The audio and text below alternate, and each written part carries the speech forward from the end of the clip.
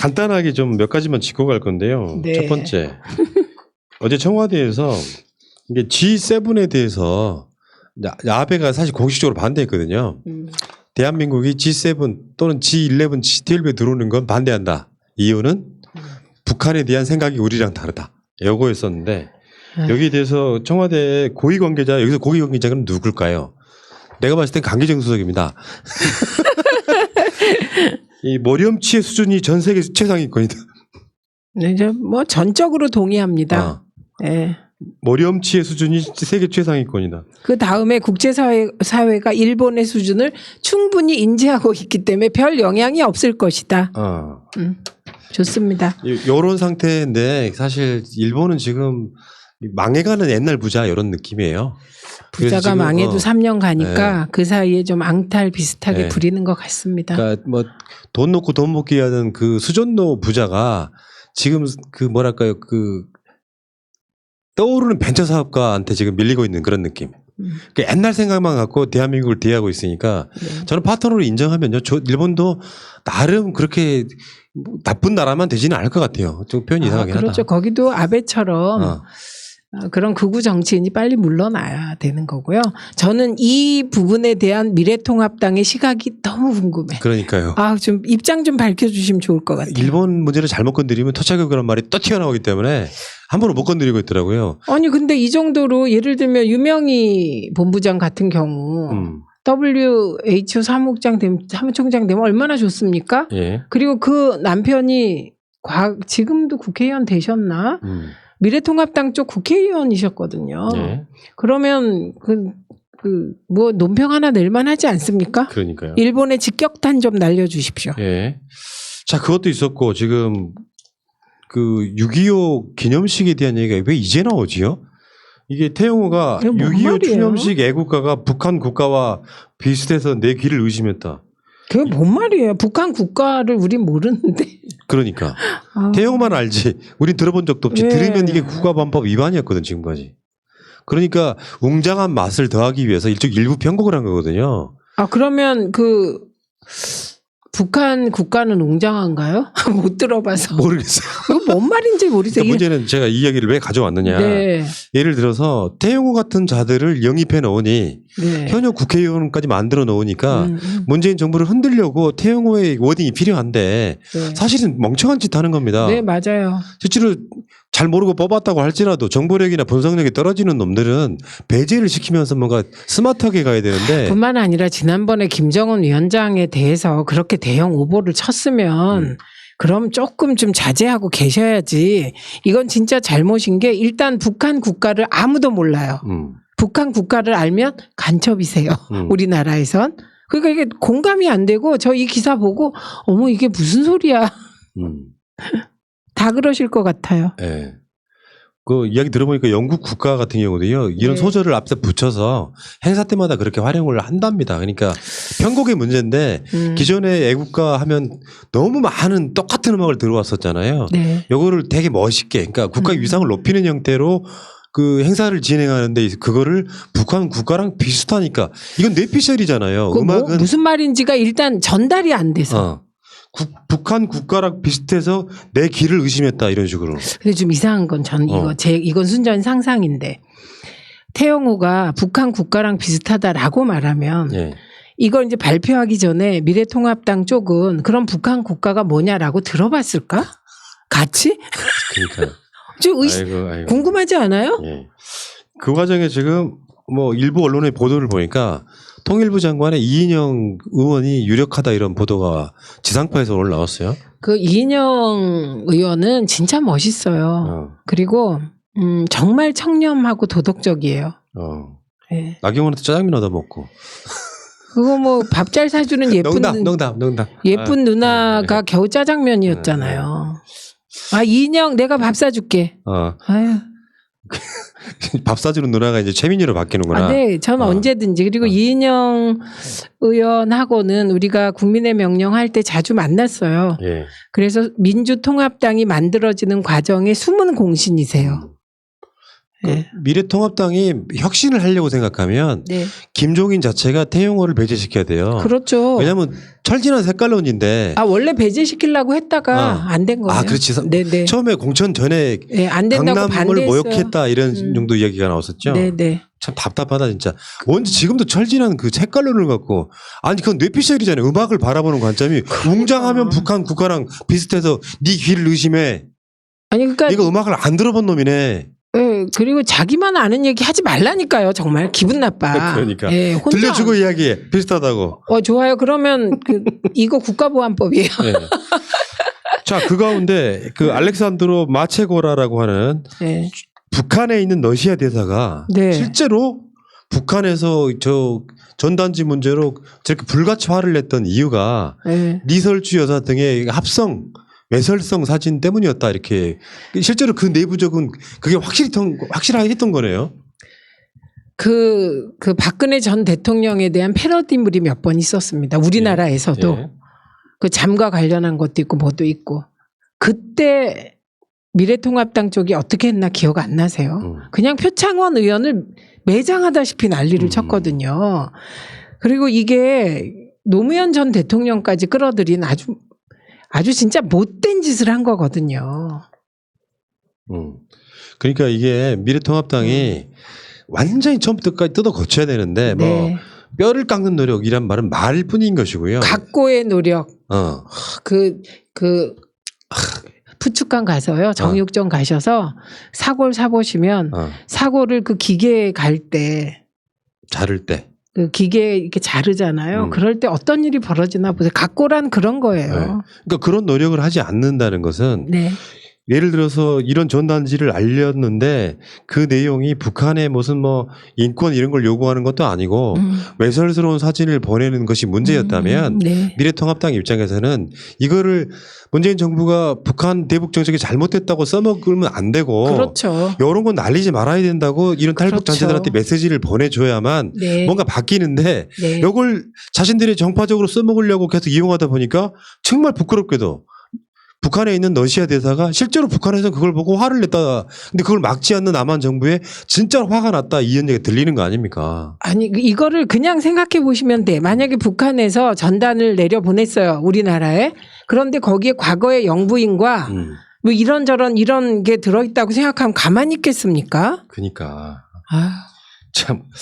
야, 어쨌건 지금 미래통합당은 이 방송 초반에도 이야기를 했지만요. 안 바뀔 것 같아요. 정말 고마운 일이지요. 땡큐 미래통합당. 정말로. 그러니까 그 흐름이라는 게 있단 말이에요. 주호영이 아니라 진짜로 저 같은 사람이 원내대표로 들어가서 자 지금 우리 지지자들한테 한 1년은 욕 먹자. 다만 그러니까 우리가 변신은 어느 정도 해야 되냐면 민주당 정도로 바뀌어야 되는 거예요. 푸나님 우리 진짜 각고의 노력을 했어요. 그날 문성근 선배 얘기하시잖아요. 문성근 선배 진짜 죽겠다고 나선 거예요. 이 일을 하다가 죽어도 좋다 이렇게. 그런 각오였고요. 그 대통령 그렇게 가시고 진짜 우리들 모두가 느낀 그 감정을 생각해 보세요. 그때 진짜 네. 너무 고마워서 요즘 하는 짓 봐요. 질질질질 끌려오면서도 지들이 뭐라고 또 뭔가 말을 하는데 공감이 안 돼. 아니 이건 제가 민주당 뭐 문재인 대통령 지지해서 하는 말이 아닙니다. 일반 보통 사람의 입장에서 봤을 때 공감이 안 돼. 그냥 또 어느 동네 이름 없는 기가 짖는 것 같은 느낌. 그러니까 국민들한테는 이런 게 있거든요. 네. 18개 상임위원장 내놓잖아요. 그러면 네. 우리가 민주당한테 당했다 하면 자기네 지지자들이 그걸 보고 잘했다 합니까? 안 그래요. 야, 얘기라도 가져와서 그걸 막아야지 하는 여론이 훨씬 더 커요. 그러니까 내부적으로 자기들 지지율이 더 떨어지는 거예요. 그렇죠. 우리 새날 애청자들께 제 팁 하나 드릴게요. 2008년 6월 24일 조선일보 사설이 있습니다. 네. 사설 제목이 실종돼 버린 민주당이에요. 2008년 6월 24일 사설이에요. 실종돼 버린 민주당. 이 사설에 민주당을 미래통합당으로 바꿔서 한번 읽어보시기를 권합니다. 검색하면 나옵니까? 네. 실종돼버린 민주당이에요. 제목이 사설이 2008년 6월 24일. 그런데 그때 그 민주당을 미래통합당으로 살짝 바꿔서 읽어보시면 어떻게 이렇게 상황이 딱 들어맞는지 몰라요. 참. 자, 대한민국이라는 나라는 어떻게든 갑니다. 정권을 쥐고 있다는 건 야당과는 다르죠. 그렇죠. 그 상황에서 민주당 같은 정권은요, 일부의 이 논란이 있을 수 있겠죠. 뭐 조기숙 교수가 뭐 부동산 이런 이야기는요. 그냥 조기숙 교수님 섭섭해서 그래. 그것도 그냥 슬 넘어가세요. 아니 그러니까 제가 이 전 방송에서 그런 이야기를 했습니다. 완벽하진 않죠. 누구는 몰라요.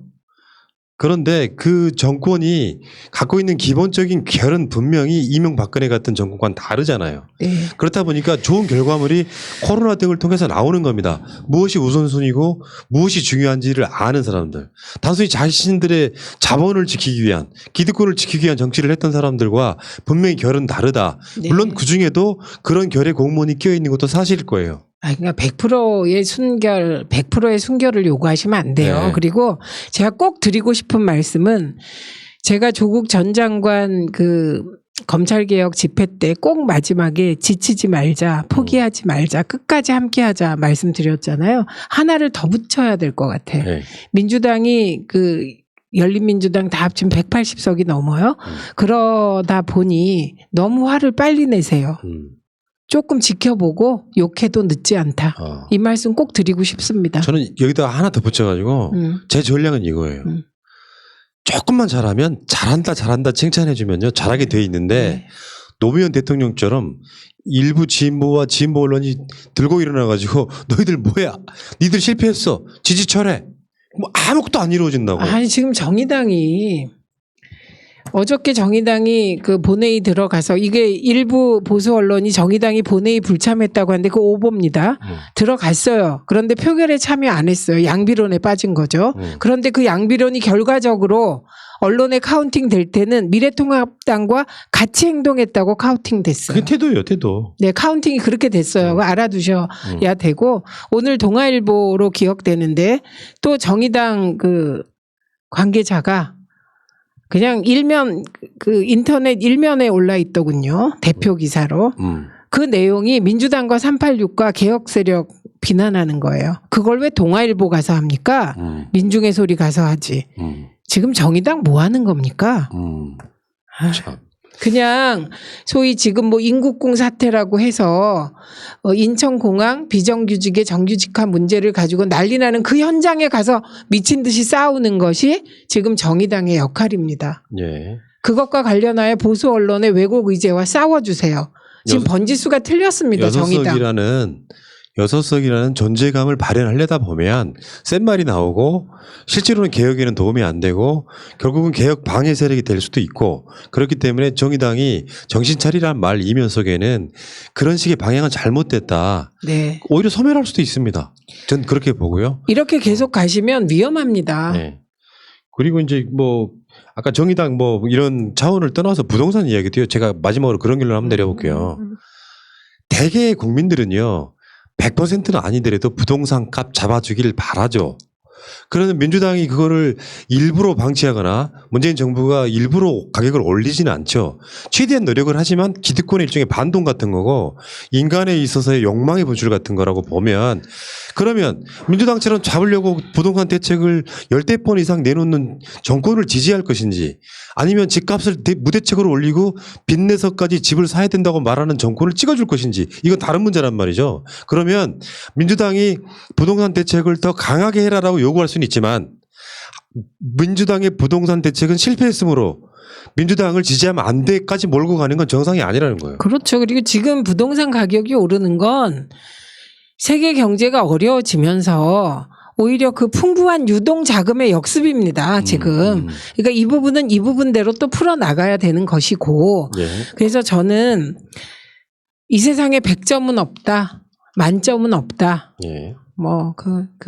이게 너무나 상식적인 말이에요. 네. 그래서 지치지 말기, 포기하지 말기, 끝까지 함께 하기, 그리고 덧붙이고 싶은 거 2가지 오늘 했잖아요. 네. 지켜보고 나중에 욕하기.